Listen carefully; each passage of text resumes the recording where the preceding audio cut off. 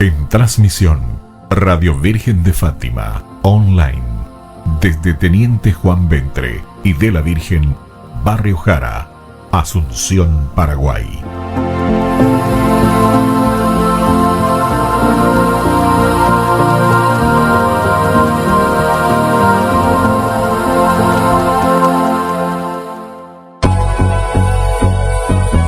Tremendos momentos. Esas tardes en que solo querés completar tu éxtasis con hits. Estás en la frecuencia correcta. Son tardes únicas. Ahora sentís que cada segundo de tu día vale oro. Somos el motor que te impulsa. Ya no te encuentras solo. Solo no estás. En tu receptor, la Supernova Radio Católica, acompañándote. Compartamos juntos la buena nueva. Fátima. Muy buenas tardes en este miércoles 14 de abril del año 2021. Y empezamos una vez más este programa a viva voz por Radio Fátima TV. Y me acompaña a la distancia nuestra querida compañera Lupe Ruiz Díaz. ¿Qué tal, Lupe? ¿Cómo te va? Hola Marce, ¿qué tal? ¿Cómo estás? No sé si se me escucha. Sí, se te escucha bien. Sí, un saludo gigante a la audiencia que nos está sintonizando a través de Radio Fátima TV. Un saludo también a Diego ahí, que ya me imagino cómo estará. Así que, Diego, te quiero mucho y también a la gente que nos está escuchando. Y como mencionaste, desde la distancia, tratando de utilizar toda esta tecnología para tratar de mantenernos cerca y por sobre todo tratar de informar también, Marce, que yo creo que es una de las cosas más necesarias que tenemos que hacer, y más en estos momentos, en estos tiempos de pandemia en la que abundan informaciones que quizás a algunos ya les esté intoxicando ya exceso de informaciones, y bueno, estamos nosotros también para tratar de poner el otro lado de la otra cara de la moneda a tantas informaciones que solemos tragarnos durante las 24 horas del día, así que estamos nosotros acá. Asimismo, este mes 14 tenemos varias efemérides. Una es nuestro cumplemes, ¿verdad? Así que felicidades a Lupe. Desde la distancia le mando felicidades también por estos 38 meses ya de noviazgo, que Dios nos acompaña. Dios mediante. El domingo estuvimos con los hermanos de la Comunidad Misionera de Jesús, el Padre que acompaña a los seminaristas, nos dio la bendición. Entonces, por eso tenemos una doble felicidad desde eso. También, recapitulando, Lupe, tuvimos el último programa el miércoles antepasado, el miércoles santo, con la compañía del profesor Jonathan Carlos Ramos, filósofo, muy amante del catolicismo, a pesar de que no sea hermano católico lastimosamente, pero bueno, ¿verdad? O sea, él defiende la filosofía de Santo Tomás de Aquino, que es uno de nuestros santos favoritos. Y tuvimos una pausa el miércoles anterior y hoy volvemos con todo, después de poder vivir lo que fue la Semana Santa. Una Semana Santa diferente, pero no tan diferente a lo que fue la Semana Santa el año pasado. Bueno, yo diría también en parte diferente porque el año pasado estuvimos mucho más encerrados, mucho más privados de lo que sería el ejercicio de nuestra libertad de culto. Este año, si bien esa libertad en su totalidad no se dio debido a la situación por la que estamos atravesando, algunos sí pudieron vivirla, o sea, pudieron vivir el tríodo pascual. Y bueno, entonces hoy también celebramos, o sea, realmente no celebramos, sino se recuerda, se conmemora en España el fin de la monarquía de forma temporal por segunda vez, en la que se establece institucionalmente el Estado español con la forma de gobierno republicana. El 14 de abril del año 1933, creo, se instaura la Segunda República Española. Esta república liberal y masónica ha hecho de que nos haya regalado, no porque sean muy buenos, pero todo un ejército de mártires. Es impresionante la cantidad de fieles católicos, sacerdotes, monjas, religiosos, religiosas y hasta obispos que murieron gritando viva Cristo Rey, Lupe. Así mismo, ¿y quién no se emociona? Bueno, yo cada vez que recuerdo esas historias de varios santos mártires, ¿verdad? Me conmueve tanto, ¿verdad? Y a la vez me pone triste viendo cómo se va entibiando poco a poco la fe de muchos católicos por varios factores que yo creo que durante lo que fue el transcurso ya de nuestro programa también lo vinimos tratando, lo vinimos tocando desde raíz también. Y el día de hoy creo que también nuestro invitado va a estar tocando un poquitito lo que sería una de las bases también de lo que haría a lo que sería nuestra religión, o sea, nuestra fe, la fe cristiana católica. Te tengo un dato, Lupe. Monseñor Antonio Montero Moreno, licenciado en Historia de la Iglesia, publicó en el año 1961 un estudio de la persecución religiosa llevada a cabo por la Segunda República. Estos son los datos: 6.832 víctimas religiosas, 13 obispos, 4.184 sacerdotes, 2.365 religiosos, en la vida religiosa, y 283 religiosas, 283 monjas. Todos ellos fueron muertos por lo que fue la Segunda República, y dentro de ese final de esa república, lo que se vivió con la Guerra Civil Española, una guerra fratricida de hermanos, donde había dos Españas luchando una contra otra, y que realmente ha regado España con la sangre de los mártires. Mártires que vivieron o murieron, o sea, realmente vivieron para la vida eterna gritando viva Cristo Rey.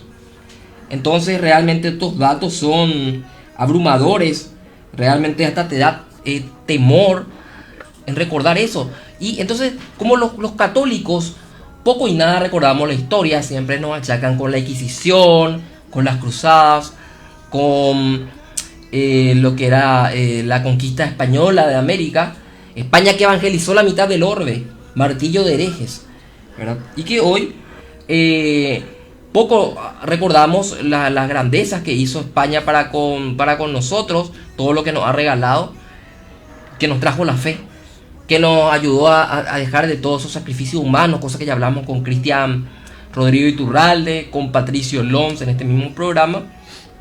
Y bueno, ¿verdad? De que recordamos esto, recordamos lo que fue ese trágico momento, porque si no lo recordamos nos va a parecer como algo, no sé, que el gran maestre Gallo Paloma, hoy que es canciller, hace un tiempo era ministro del Interior, quiera prohibir las misas, quiera prohibir Cacupé, quiera hacer cuarentena solamente por Semana Santa y decir, bueno, restaurante hasta 100 personas.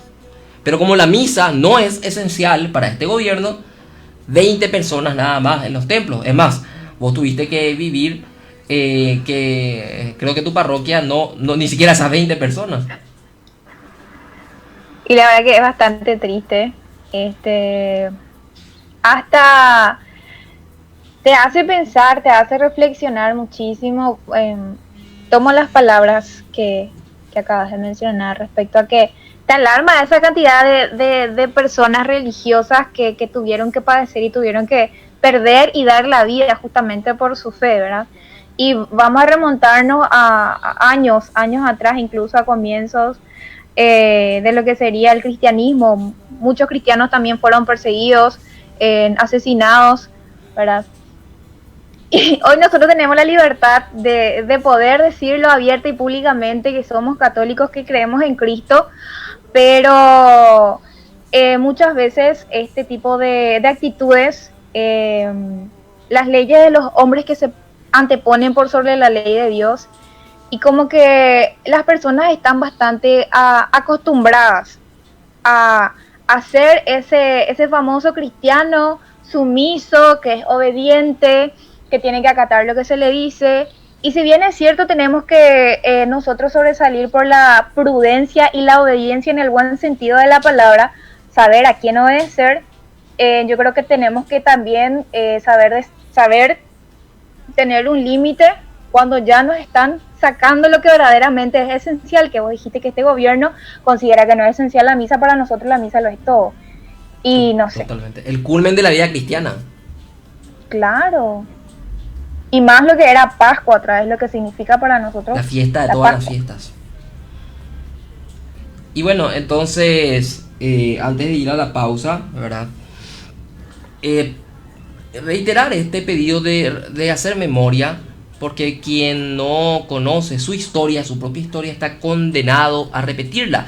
Y sobre la cuestión de la obediencia, dijiste muy bien, Lupe, al público en general que sepa de que vos cuando abrís la Biblia, en la mitad de la Biblia, las palabras que están en el medio de toda la escritura de lo que es la Biblia, es un salmo y dice esta frase: maldito el hombre que confía en el hombre.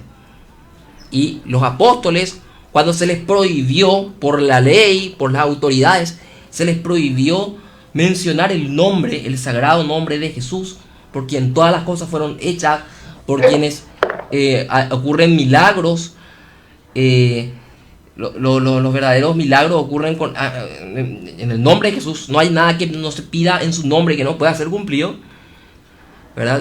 Le decían que no predique ese nombre. ¿Y qué le respondieron ellos? Mejor obedecer a Dios antes que a los hombres. Vamos a una pequeña pausa, Lupe, y luego ya estaremos contigo y con nuestro invitado del día de hoy.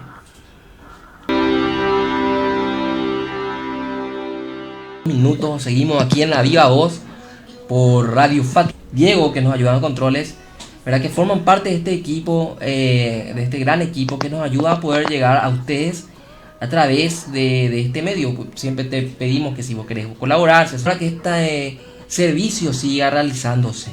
Esto tiene sus costos, etcétera. Entonces es importante colaborar con la pastoral de comunicación de la parroquia.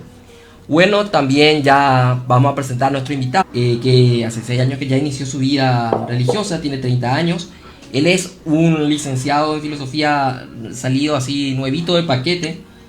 Actualmente está cursando estudios de teología en YouTube llamado Lo Nuevo en lo Antiguo, donde desarrolla varios temas sobre religión y cultura. ¿Qué tal, Aldo? ¿Cómo te va?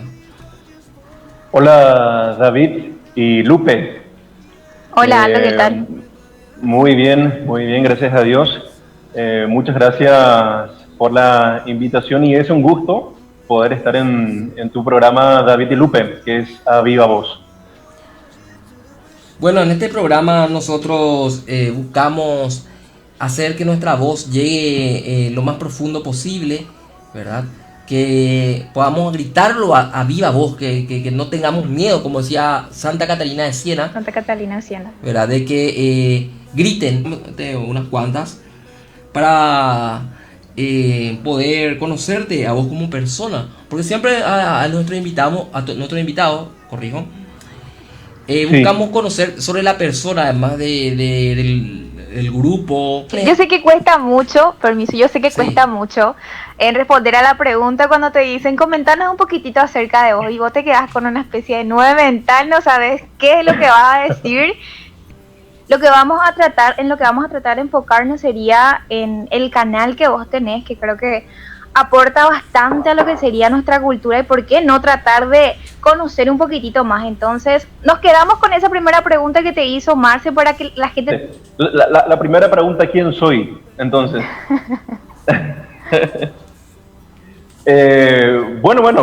sí, pienso que lo podemos sintetizar.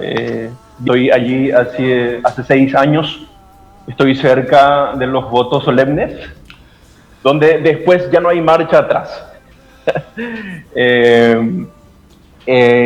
Básicamente inicié con la vocación ya con 24 años, es decir, lo pensé bastante, pero sí, fue algo que valió la pena. Y bueno, así como dijo, organización y consolidación de la fe, ¿no? Ciertamente, aparte del ámbito espiritual y todo aquello que tenga que ver con la fe, también trabajamos bastante también lo que es la parte humana, cultural. Entonces eso ayudó muchísimo. si hago una breve referencia a personas, lo que no significa, que no quiere decir que no me guste el silencio. También tengo mis momentos de silencio, de contemplación, pero sí, naturalmente soy una persona que me gusta estar entre los amigos. También, bueno, también me gusta el estudio, así como ustedes que constantemente también están en formación. Y nada, y por último, entre los apostolados que hago, una de ellas es la que tiene por nombre Lo Nuevo, Lo Antiguo, que es la parte de las redes sociales, ¿verdad?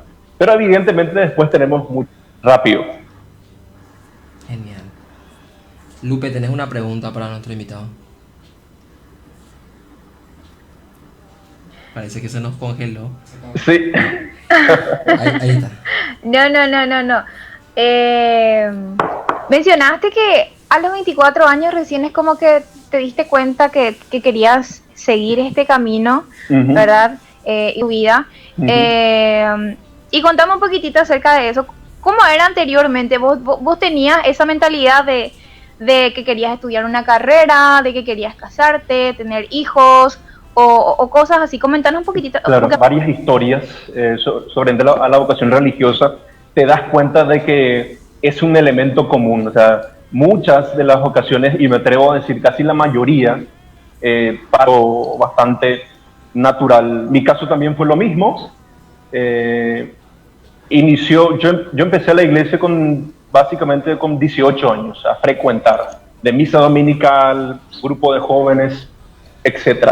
A los 21 empezó a manifestarse lo que llamamos la inquietud vocacional. Esa inquietud que coloca el Señor no es nada agradable, inclusive uno lo tiene cierto temor o quisiese que uno no al transcurrir de los años. Y en este sentido, la comunidad misionera de Jesús, la comunidad donde pertenezco, fue un elemento, creo yo, bastante importante o trascendental. Al conocer esta comunidad, fue cuando dije, bueno, creo que este es el momento de probar y de saber si es que Dios me llama a esto, ¿no? Entonces, y tenía ese ideal de matrimonio cristiano. Al principio, antes. Ya. Y ahora es como que prácticamente... Sí. Quería preguntarte bien acerca de tu tesis. Ok. Sí. Marce, no sé si tenés una pregunta. Sí, tu vocacional, sentir un llamado, dicen muchos, te ha llevado a la vida religiosa. También estás aspirando al presbiterado y la comunidad misionera de Jesús, ¿verdad? Porque no es lo mismo seguir tengo entendido, ¿verdad? Que no es lo mismo seguir la vocación del llamado a ser presbítero, a ser sacerdote o paí, como decimos aquí comúnmente en Paraguay, a elegir una vida un poco más, de la castidad, la pobreza y la obediencia. ¿Por qué la vida religiosa? ¿Por qué la comunidad misionera de Jesús? Y si estás o no para ser presbítero. Sí, yo ya estaba, como cualquier otro joven, en un grupo, en un movimiento juvenil. Y bueno, y allí transcurrieron algunos años. ¿Y por qué digo que casi fue trascendente la comunidad misionera de Jesús? Porque creo que una experiencia de Dios, de alguna manera lo buscan. Y es que esta sana radicalidad en lo que implica la enseñanza, ya sea de la doctrina, las costumbres religiosas, sí, porque mi primer contacto con la comunidad fue a través de un curso que se llama Curso de Cultura Católica, ¿no? Y ver a los religiosos tanto como hermanos, normal. Digo esto porque en otros ambientes de la pastoral, eso inclusive si vos sos un joven piadoso es casi como que sos un extraño, ¿verdad? Cuento un poco mi realidad. y nada, la parte de los temas de formación, sea de índole espiritual, catequético o doctrinal, eran bastante claros, ¿sí? Siempre buscando un fundamento, una referencia. Y bueno, también creo que eso fue otro elemento que me llamó la atención y despertó mi interés. Y dije, wow, qué bueno que está esto, ¿no? Porque, sin embargo, no era tan a ver cómo llamarlo, tan profundo o tan comprometido tal vez con estos temas que recién mencioné. Entonces, en ese sentido sí, creo que la comunidad misionera de Jesús fue muy importante, ¿no? Inclusive ejemplos tan sencillos como presenciar el rezo del oficio cantado, por colocar un ejemplo, y bueno, eso me llamó la atención, era poco común. Ya. Y bueno, claro, a partir de allí empezó un camino, Y ante la pregunta de la vida religiosa y la vida presbiteral. Sí, yo pertenecía a la familia franciscana. Ser sacerdote o a qué lugar ir no era algo que lo tenía muy pensado, digamos. Claro, pero mi referencia de vida religiosa era justamente la familia franciscana y tenía muchos conocidos religiosos, algunas películas que de repente veía antes, ¿no? Entonces, y alguna vez también se me pasó por mi mente meditado, es decir, se presentó la oportunidad, conocí a la comunidad misionera de Jesús, a algunos referentes, al padre fundador, algunos hermanos, y dije, este es el lugar donde quiero probar, donde quiero hacer mi experiencia y saber si es que Dios me está llamando a esto, sino que entré y adentro fue un proceso nuevamente de discernimiento. Inclusive eso es algo natural, que adentro uno verdaderamente hace su discernimiento de la vocación. Apostolado que nos mencionaste, que estabas con un canal de YouTube. ¿Cómo surge eso? ¿Por qué el no? Que las personas lo escuchan es una de las primeras preguntas que hacen. Sí, primeramente, ¿cómo surgió esta idea? Aprovechar los recursos que cuenta la comunidad misionera de Jesús, o sea, porque tenés la sección masculina y femenina y laicos.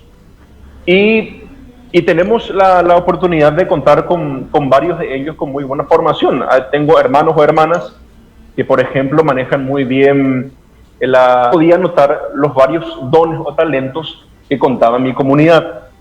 Y decía, ¿cómo puedo aprovechar estos recursos? O sea, era básicamente una escuela de formación andante, sesiones de entrevistas con coloquios referente a un tema específico. Por ejemplo, sea la música sagrada, algún tema que tenga que ver con literatura, por ejemplo. Después otros temas que tengan que ver con la virtud o con la espiritualidad católica o cultura católica. Entonces, muy bien, una vez que ya tuve la idea, entonces consulté, pedí la opinión de algunos para este canal, ¿no? Que vuelvo a repetir que al principio era como pequeños coloquios, entrevistas, y que últimamente vamos haciendo videos breves sobre un tema específico, por ejemplo, sobre qué es el amor, y tocando un poco de los griegos, qué sería el amor humano y cuál sería el amor que procede del Evangelio, el amor de caridad, por dar un ejemplo. Bueno, y esto fue como surgió, ¿no? La motivación principal fue aprovechar los recursos que cuenta la comunidad. El nombre elegí sobre el punto, y mientras que analizábamos sobre qué nombre colocar en base a lo que queríamos hacer, bueno, ahí surgió lo nuevo en lo antiguo, de tiempo, que trasciende el tiempo, que no conoce de épocas, porque son verdades que ya lo tenemos desde hace mucho tiempo, desde hace la antigüedad, y que sigue permaneciendo hasta nuestro día de hoy, el presente. Si colocamos un ejemplo, las palabras o las enseñanzas que Jesús encontramos en el Evangelio, esas mismas realidades o verdades, hoy la tenemos. Es decir, no pueden cambiar, no pueden mutar, deben permanecer como tal. Es decir, lo bueno de siglos atrás sigue siendo bueno en nuestro tiempo de hoy. Y bueno, esos elementos aplicarlo al tiempo de a nuestro tiempo, ¿no? Evidentemente, nuestra sociedad, la tecnología que hoy nos acompaña, esos elementos accidentales es lo que evidentemente son adaptables. En vistas a eso, lo nuevo hace referencia a la actualidad, a nuestro mundo hoy. En lo antiguo es utilizar estos temas, estos elementos. El cielo y la tierra pasarán, pero mi palabra siempre permanecerá. Es una cita bíblica. De Cristo de Mel Gibson, en la que Sí. ve María que Jesús tiene una de sus tres caídas, con la tradición reconoce. Y en esta película María ve la imagen de él cayéndose, ella desesperada corriendo para levantarle, ¿verdad? Cuando era niño. Y viendo hoy que cae, o sea, viendo en ese instante a todas las cosas. También creo que Salomón decía, ¿verdad? No hay nada nuevo bajo el sol. No sé si era él o me va a corregir. Pero hoy vivimos en un mundo en el que prima la novedad, prima las noticias, ¿verdad? Último momento, ¿verdad? Ese que al principio del programa hablábamos con Lupe de que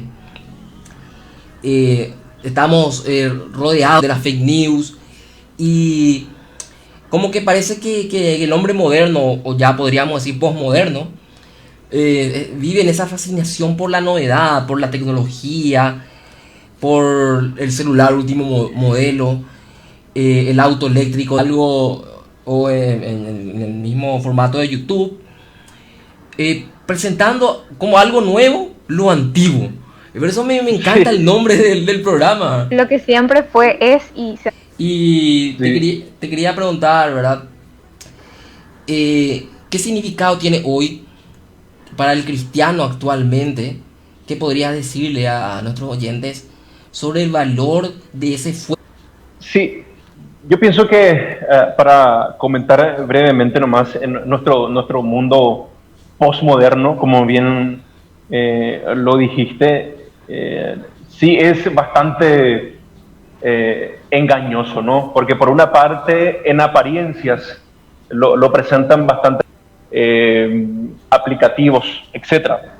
Menciono esto porque es lo que más se utiliza entre los jóvenes. O sea, fácilmente te enganchan y mucha gente sí pierde tiempo.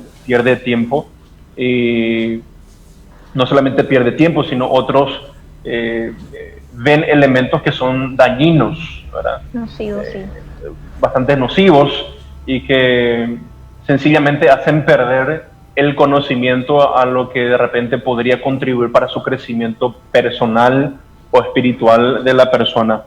Pero sí, evidentemente lo sabemos, si es que queremos tener, de repente, como bien dijiste, nos bombardean.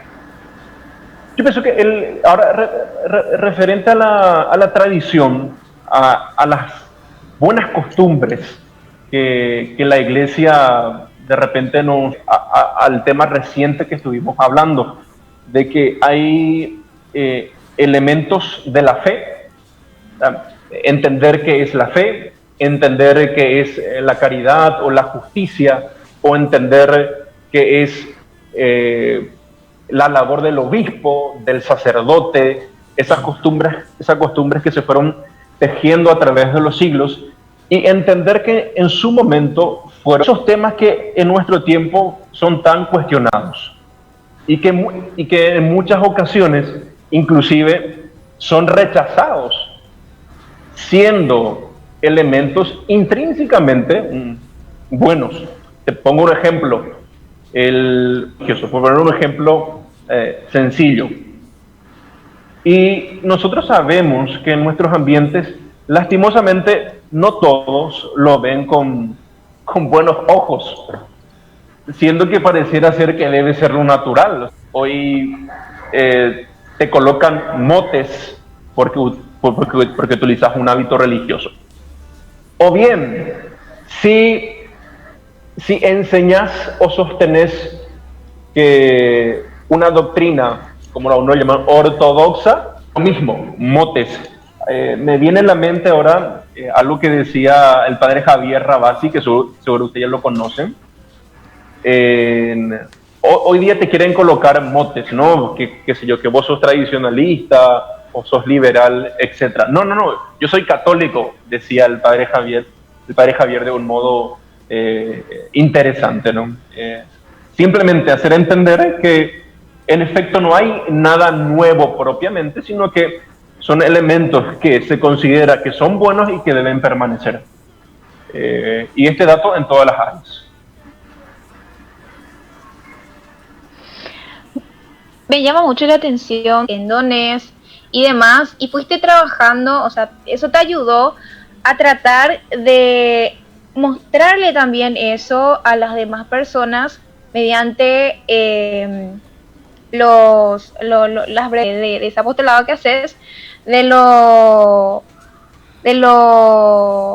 nuevo, lo antiguo, como es actualmente a eso, a lo que es la idea de que la iglesia se tiene que abrir, ¿verdad? La iglesia tiene que admitir cosas, manteniendo esa actitud de católicos tolerantes, y ya sabrás vos hacia qué me estoy dirigiendo, ¿verdad? Y a mí me parece sumamente interesante y sumamente lindo que verdaderamente se mantenga presente el hecho de que abrirse no necesariamente significa dejar que... Sí, totalmente. Y sobre este punto, pienso que ambos aquí, y de repente si es que las personas que nos están escuchando, se pregona esto, el hecho de abrir la iglesia, pero que abrir las puertas a nuestro tiempo significa negociar lo que la iglesia siempre enseñó, ya sea a través de la doctrina o del evangelio. Ejemplo, el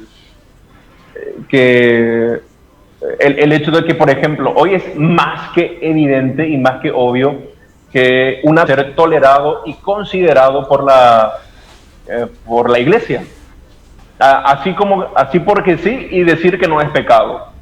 Y evidentemente eso ya estamos en un tiempo bastante difícil en ese sentido. Y podríamos unir con esto, es que a los jóvenes vuelvo a repetir esto, de una sana radicalidad. Muchas veces se dice que, bueno, los jóvenes son sinónimo de acuerdo con eso. Sería fantástico ofrecer a los jóvenes campamento, buena música, buena cultura y una buena formación. Pero lo que no hay que confundir es que los jóvenes no son sinónimo de superficialidad.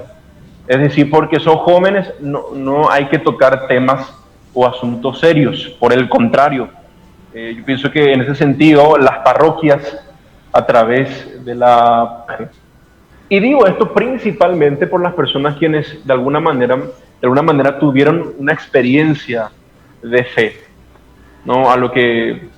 O experiencia de Dios. Estas personas, sea intelectualmente, sea espiritualmente, inclusive profesional. Lastimosamente, muchos jóvenes cuando inicia la vida adulta terminan dejando de la iglesia porque nunca se les ofreció un contenido verdaderamente que valga la pena. Entonces yo pienso que en ese sentido es muy importante poder cultivar estos temas que sean, vuelvo a repetir, serios y por qué no trascendentes. Es más, parece que vivimos en el tiempo de la inmanencia, diría yo. De que para el gobierno se le ocurre, tiene la ocurrencia de que no la considera esencial, y de que justamente para nosotros todo lo contrario. Es mucho más esencial no perder el alma, poder adorar a Cristo como corresponde, pero es mucho más vital, es un bien mayor el salvar el alma y no cuidar la vida, y eso lo decía Jesús: quien quiera salvar su vida la perderá, pero quien la dé por mí, por el evangelio, la salvará. Estamos en tiempos en el que parece que que nos imponemos siendo materialistas. Materialista en el sentido filosófico del materialismo, te lo digo, ¿verdad? De que está bien, yo creo que puede existir un Dios, voy a la misa, otra realidad, como que hay dos realidades, un dualismo de las realidades, o las dos verdades, como decía Averroes, ¿verdad? Que tenía ese error de hablar de dos verdades, porque que creo que también te apasiona, porque es más, ¿verdad? Has decidido completar tus estudios de filosofía en la universidad pública. Eso es todo. Jóvenes con la remera del Che Guevara, fumando alguna que otra hierba en la facultad, ¿verdad? ¿Y cómo es chocar? Sí, por eso tengo un cierto recelo de utilizar el licenciado en filosofía. Porque por lo menos, si algo he entendido a través de estos años es que en el sentido del estudio, hablo aquí, y que es mucho más de lo que la malla curricular de la universidad hoy presentan, tanto como contenido como evaluación. En ese sentido podría ser mucho mejor lo que sería la formación en filosofía. Pero sí, pienso que ha ayudado, así como bien dijo, se ha sentido contenta, inclusive contenta por tener compañeros religiosos o en el pabellón profesores que comparten contigo. Evidentemente hubieron elementos importantes. También aprendí algo, evidentemente también se aprendió, pero también con la conciencia de que uno tiene que seguir leyendo y formándose para tener una filosofía un poco más consistente o completa, ¿no? Y en este sentido quisiera agregar que sí, en efecto, la formación humana, el conocerse uno mismo, conocer su naturaleza antropológica, psicológica, si queremos llamarle, y conocer acerca de las que tenga que ver también con la fe. No digo que sea imprescindible, no digo que sea necesaria, pero sí puede ayudar muchísimo a que esa fe, a que esa mirada sea una visión más completa, más profunda y más completa, ¿no? Con esa visión humana. Por algo, dentro de lo que es la formación de los seminaristas y religiosos, está la filosofía. Porque evidentemente, si tuviésemos que colocar una referencia análoga, la fe, la Iglesia tiene una visión clásica conocida por todas, fe y razón. Inclusive Juan Pablo II escribe o teológicos, y la razón podemos decir que atañe a la formación humana o filosofía. Para quienes tengan la oportunidad, realmente es muy bueno. Ya que mencionaste, hoy está abocado al simple hecho de ganarse la vida, ganar dinero y conseguir cosas, ¿verdad? Más allá de lo que verdaderamente debería de ser, que sería conocer verdaderamente el sentido de las cosas, pongo. Bueno, mencionaste eso, y también sabemos que sos miembro de la Liga Patriótica Universitaria, y queríamos preguntarte también acerca de eso. ¿Cuál sería el papel que vos desempeñás? Si, no sé, comentar. Muy bien, porque yo pienso que en nuestros círculos, por lo menos, si bien es cierto, el universo de las redes sociales hoy día es muy grande, pero sí es importante, por lo menos en nuestros círculos, cultivar esta verdad. Es necesario para nuestro tiempo poder, vuelvo a utilizar el término, cultivar todo aquello que tenga que ver con la formación humana. Pienso que nuestro tiempo está demasiado enfatizado, industrial, ni qué decir con los avances tecnológicos, las cantidades de empresas que existen. Entonces, evidentemente, tanto la política, tanto el comercio, está muy enfocado en lo que son las técnicas, el método científico y los procedimientos que hay que cumplir. Y pienso que hay tanto énfasis en ese tema que distinguir entre lo bueno y lo malo, lo posible y lo imposible, lo aplicable y lo no aplicable. Y una de esas herramientas es justamente esta formación que venimos hablando. Hoy día buscan filósofos, buenos filósofos, como gerentes y administradores de grandes empresas, porque estas personas han cultivado el desarrollo del pensamiento o del razonamiento, porque otros, teniendo pero solamente beber de esa fuente, es incompleta. Y decían que estas grandes corporaciones reconocidas a nivel mundial buscan hombres pensantes para las empresas. Eso es simplemente para colocar un ejemplo. Y este principio se puede utilizar en cualquier realidad, en cualquier área. A partir de un noviazgo, matrimonio, convivencia familiar. Sobre la Liga Patriótica Universitaria, debo decir que más actúo como un seguidor y como un apoyo moral, porque básicamente el tiempo ya no me alcanza para ser un militante activo, digamos. Sí estoy presente en los eventos, estoy presente en las noticias, en las novedades que suceden, y acompaño en varias ocasiones, pero no me permite la militancia como quisiese, porque no me alcanza el tiempo. También tengo las obligaciones en la casa, mis estudios, el apostolado, y ya no me alcanza el tiempo. Pero sí, es algo que... Como para concluir, también no queríamos terminar el programa sin saber, en este cerrar el ciclo del estudio filosófico,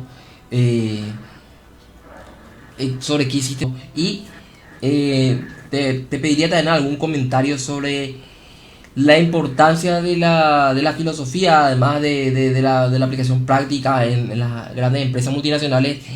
Yo mal llamadas corporaciones, ¿verdad? Porque son lejanas a lo que... Y me molesta que se usen, no porque vos lo hayas dicho, pero que ya estamos mal acostumbrados en este cambio de lenguaje, como un término despectivo en las corporaciones. El corporativismo, los fachos, los nazis, te dicen, ¿verdad? Cuando eso, hasta ellos le robaron a la iglesia, pero eso es otro tema. Sofía, ¿con qué filósofo te identificás? ¿Y qué problemas vos podés ver, por ejemplo, en la modernidad de la filosofía? No sé, el empirismo, el racionalismo, todo lo que viene después de la ilustración, ¿verdad? Entonces, uno, ¿verdad?, sobre tu tesis, y dos, sobre la filosofía y toda esta escuela de filosofía. Licenciado ya, flamante licenciado. Dígame, licenciado. Me estoy acostumbrando. Bien,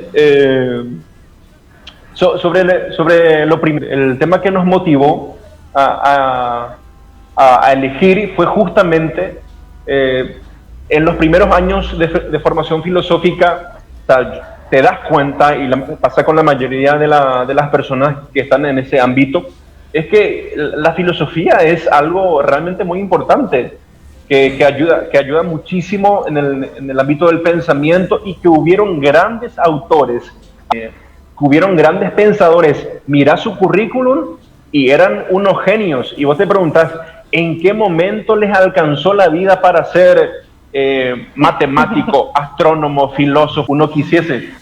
Entonces, el interrogante, la primera pregunta, ¿qué pasó con la educación en humanidades? Porque en los colegios es casi nada. O sea, filosofía es una materia, qué sé yo, casi relleno, escondida, y releva un poco sus emociones, cosa que es bastante superficial aún. Pero filosofía casi es una materia relegada. Humanidades, la gente ni idea tiene. Entonces uno se pregunta, bueno, ¿qué pasó con la enseñanza en humanidades? Siguiente pregunta, si es que en Paraguay hubieron algún reflejo de estos grandes autores. Nosotros quisimos saber si es que alguna vez hubo una época floreciente de pensadores paraguayos, o sí, que contribuyeron de un modo significativo, sea en el ámbito de la educación o en el ámbito de la política. Y bueno, en esta revisión, bueno, nos pusimos a investigar sobre este punto y terminamos cayendo inevitablemente en la época novecentista, ¿no? Pensadores que de repente nosotros quisiésemos que de repente sean más ortodoxos en sus pensamientos, pero sí es interesante notar que estas personas fueron personas que dentro de su formación o visión fueron personas cultas, que tuvieron acceso a textos filosóficos. ¿Y por qué digo que es importante? Porque realmente el tema de la educación filosófica, de cierto modo, si es bien canalizada, transforma una visión, te permite proyectar una visión mucho más profunda o detallada de la realidad. Y bueno, y terminamos enfocándonos en Ignacio Apane, ya en la época novecentista, Ignacio Apane, de Eusebio Ayala, quien fuera el presidente en la guerra del Chaco, hombres instruidos en humanidades y lectores de Dios se parecen mucho a cuanto inclinación o preferencia en lectura. Por otra parte tenías a un Cecilio Báez o Eligio Ayala, sí, ya era de una visión más moderna, liberal, contribuyeron desde sus puestos a que el Paraguay pueda reconstruirse, ¿no? Después de esa posguerra de la Triple Alianza. Seguramente contribuyeron de alguna manera para que el Paraguay se pueda levantar. Inclusive uno podría plantearse qué hubiese pasado del Paraguay si esa generación del 900 no hubiese existido. ¿Será que se iba a levantar? Es una pregunta que me parece importante plantearse. Intuir que la mano de Dios pudo estar allí, con todas esas limitaciones. Entonces, bueno, básicamente fue indagar y saber un poco sobre las historias de estos personajes y también su contribución de un modo específico, sea en la educación, porque la mayoría de ellos fueron docentes, periodistas y políticos, y algunas contribuciones políticas. Y debo decir que a tu segunda pregunta, enlazo la tentación que tuve a hacer y te preguntas, pucha, ¿por qué no elegí este tema? Bueno, a mí me pasó lo mismo, ¿no? Si un tema que tuviese que elegir para volver a investigar, o como un tema de filosofía que me gusta, es porque estamos en un mundo del relativismo, en todo sentido.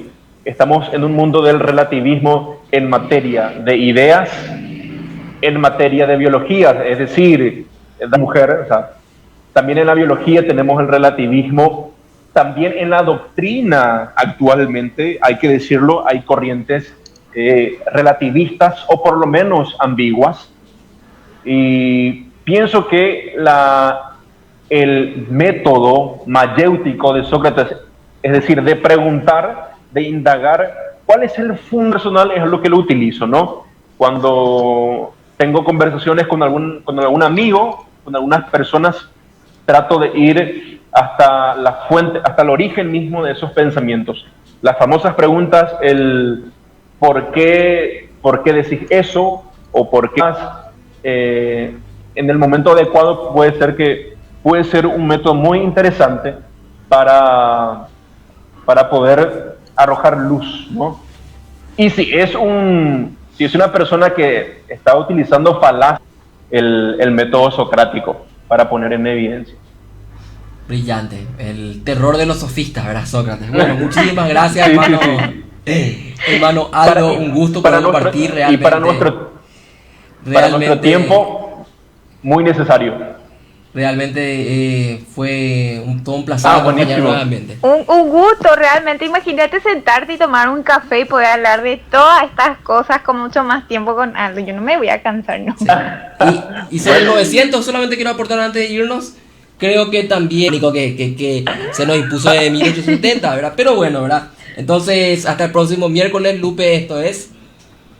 Adiós. Muchas gracias. Gracias, hermanos. I feel